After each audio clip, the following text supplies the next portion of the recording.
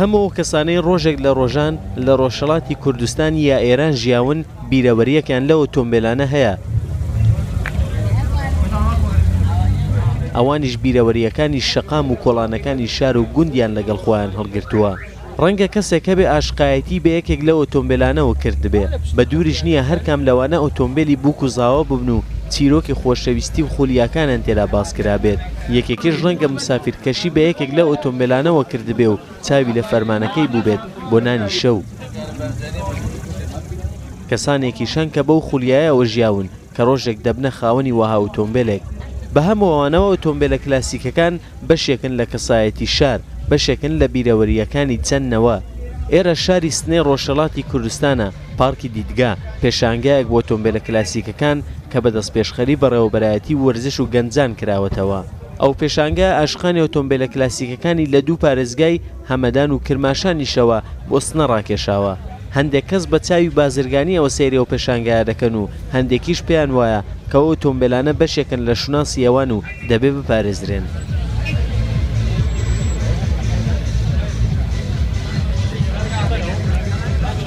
ایمان کرماشاتی ما هدف مانیانه سر یک دور یک و بین زمان رفیقه ماشین ماشکل بود گوشه کنانی خفتنه بای مدیز بیشیم آقا جد پدر بزرگی دا یه داشتنه احترام من بگیریم این تماس کنه نخیمان یک گوشه جو خاکم بردیم یانش بنینه با بزرگی خست خیلی اصال بندن یانه جوایم جو آوانه نو یه بنی اولاد آیم نتوانیش بفروشی نتوانی وادردیش بکن گوش بشناسن یکی آش نبود یک فوقت ماشین آمریکایی نیکان انگلیسی کیو تایران ژاپنی کسی داره که ببینیم بدن نشان بیان که این ماشین هست آنها دارن مردم هست نتوانی من واقعا ولیان نکرد برید ملت جایانه نگرد ماشین جدید جایانه نگرد سوالی که بود یاده ولیا قصه که لذت بیدودی ها لە پێشانگەکەدا سەلان ئۆتۆمبیلی بەرهەمی ئێران، رووسیا، بەریتانیا، ئیتالیا، ژاپۆن، کۆریای باشوور، فەڕەنسا، سوێد و ئەڵمان بەشداریان پێکراوە.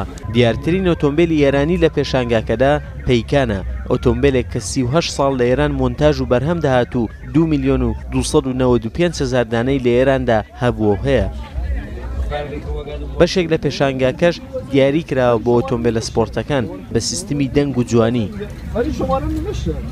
ئەگەرچی ئەوە یەکەم پێشانگای لەو شێوە لە شاری سنەیە، بەڵام بەڕێوەبەران و بەشداربووان تێیدا لێی ڕازین و هیوادارن وەک نەریتێکی ساڵانە ئەو پێشانگایە دووبارە ببێتەوە.